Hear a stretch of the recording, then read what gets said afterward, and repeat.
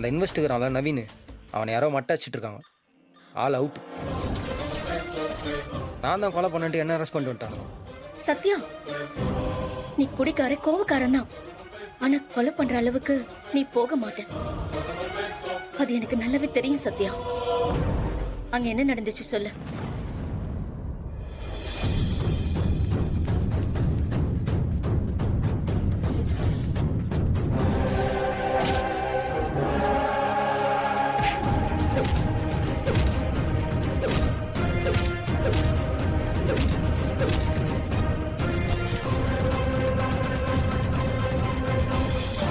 நான் எதுவுமே பண்ணல உனக்கு. அந்த உண்மையெல்லாம் போலீஸ் கிட்ட சொல்ல வேண்டியதானே? ஐயோ ஓனர், அதெல்லாம் வேணாம். நீங்கள் அதை போய் அவன்கிட்ட சொன்னீங்கன்னு வைங்களேன், உன் பேர் அப்படியே ஃபுல்லாக டேமேஜ் பண்ணுறானுங்க. அப்புறம் விசாரிக்கிறேன்னு ரொம்ப அசிங்கமாக ஏதாவது கேட்டுன்னு இருப்பானுங்க. நான் பார்த்துக்கிறேன், நீங்கள் கிளம்பு, ஒன்றும் பிரச்சனை இல்லை. அதுக்காக நீ கொலை பண்ணனு ஏத்துக்குவியா? ஐயோ ஓனர், நிஜமாலே நான் போனது உண்மைதான், கோவப்பட்டது உண்மைதான், அவனை அடிச்சது கூட உண்மைதான். ஆனால் அவனை நான் கொலைலாம் எதுவும் பண்ணல ஓனர், சத்தியமா. ஏற்கனவே ஒரு கொலை பலியோட தான் நான் சுற்றி நிற்கிறேன்.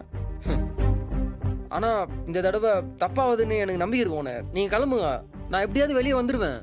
கிளம்புங்க ஓனர். இல்ல தலையிடாதீங்க ஓனர், நான் பாத்துக்கிறேன். என்ன சத்யா, எனக்காக போய் சண்டை போட்டிருக்க. எனக்காக எத்தனை நாள் அந்த ஷெட்டு கூடவே இருந்து என் வளர்ச்சிக்கு துணையா இருந்திருக்க. இப்ப நான் எப்படி உன்னை அம்போன்னு விட்டுட்டு போக முடியும்? ஓனர், இது இருக்கிறதுலே கொஞ்சம் சிக்கமான கேஸ் ஓனர். செத்தவன் சாதாரணமான ஆளு கிடையாது, செம்ம துட்டு பார்ட்டி. எனக்கு என்னவோ உள்ள வேற ஏதோ நடந்துக்குது. அது என்ன நம்ம கண்டுபிடிச்சோனாதான் என்னை இந்த கேஸ்ல இருந்து காப்பாற்ற முடியும். நீங்க வேற கர்ப்பமாகறீங்க, உங்களை சுத்தி ஏற்கனவே பிரச்சனையாகுது. நீங்க இந்த கேஸுக்குள்ள வந்தீங்கன்னா அது உங்களுக்கு தேவையான பிரச்சனையை தான் கொடுக்கும். சொல்றது கேளுங்க. நீங்க ஒதுங்கி நில்லுங்க. எனக்கு தெரிஞ்ச லாயர் இருக்கிறாரு, அவராண்ட நான் பேசுறேன். அவர் பார்த்து பாரு எல்லாத்தையும். அப்புறம் நம்ம புள்ளிங்க நிறைய பேர் இருக்கிறானுங்க, அவனுக்கு ஹெல்ப் கேட்டா என்ன வெளியே எடுத்துருவானுங்க. நீங்க கிளம்புங்க. இல்ல சத்யா, என்ன ஆனாலும் சரி, உன்னை வெளியெடுக்காம நான் ஓய மாட்டேன். பாத்தியாடா முருகா, பாத்தியா? இதுக்குதான் நான் படிச்சு படிச்சு சொன்னேன், இந்த மாதிரி முன்ன பின்ன தெரியாத ஆளுங்களை நம்பாதான்னு. கடைசியில ஏதாவது விலங்குதல கொண்டு போய் நம்மளை விட்டுருவாங்கன்னு. இப்போ நான் சொன்ன மாதிரியே நடந்துருச்சா? ஏற்கனவே உங்க அப்பா மேல சம்பந்தமே இல்லாம ஒரு கேஸ போட்டு அவரை போலீஸ் தேடிக்கிட்டு இருக்கு. இப்போ இவன் மேல இப்படி ஒரு பழி விழுந்திருக்கு.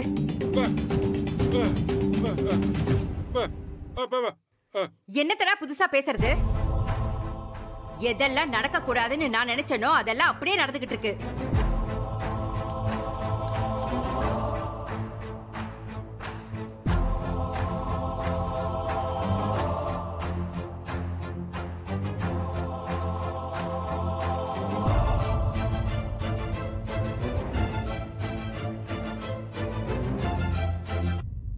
கொலைகேஸ்னு சொல்றாங்க.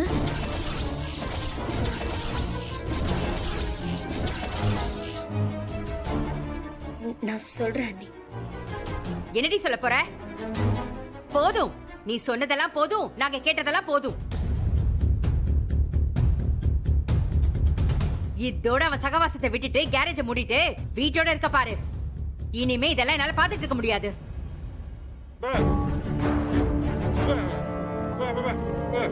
ஏய் நிறுத்துறா. இவளுக்கு யாராவது சப்போர்ட் பண்ணிட்டு வந்தீங்க, அப்புறம் நடக்கிறதே வேற. என்னம்மா இப்ப எதுக்கு இவ்வளவு பெரிய பிரச்சனை பண்ணிக்கிட்டு இருக்க? ஒருத்தனை அரெஸ்ட் பண்ணி கூப்பிட்டுட்டு போய் ஸ்டேஷன்ல உட்கார வச்சுட்டா அவன் குற்றவாளி ஆயிடுவானா? அவன் நிரபராதிமா. ஏய், அவன் கொலை பண்ணிருக்கான்னு சொல்றாங்கடி. அன்னைக்கு நம்ம வீட்டுக்கு வந்துட்டு போன பையனை தான் அவன் போய் அடிச்சிருக்கான். இன்னும் எத்தனை கொலை பண்ண அவன் காத்துக்கிட்டு இருக்கானோ? மா, சத்யாவை பத்தி தப்பா பேசாதம்மா. என்ன பேசாத? நானும் அவனை பத்தி 4 இடத்துல விசாரிச்சுக்கிட்டு தான் இருக்கேன். அவன் ஒரு கொலைகாரன் தான் எல்லாருமே சொல்றாங்க. அஞ்சலி, கொஞ்சம் விசாரிச்சு வேலைக்கு சேர்த்திருக்கலாம்ல. அண்ணி, யார் என்ன சொன்னாலும் எனக்கு சத்யா மேல நம்பிக்கை இருக்கு. அவ தப்பான ஆள் இல்ல. எல்லாரும் இந்த விஷயத்துல இருந்து ஒதுங்கி நின்னாலும் நான் சத்யாவை காப்பாத்துறதுக்கு போராடுவேன். ஏன்னா சத்யா இந்த நிலைமையில இருக்கிறதுக்கு காரணமே நான் தான்.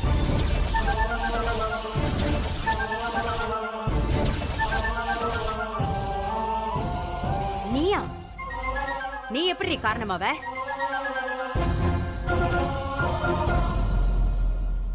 நான் சொன்னதுனாலதான் சத்யா போய் அவனை அடிச்சிருக்கான்.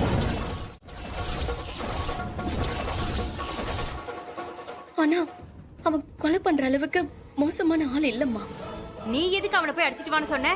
அடிக்கிற அளவுக்கு அப்படி என்னடி பிரச்சனை? இல்ல, இன்வெஸ்டர் கொஞ்சம் தப்பான ஆளு.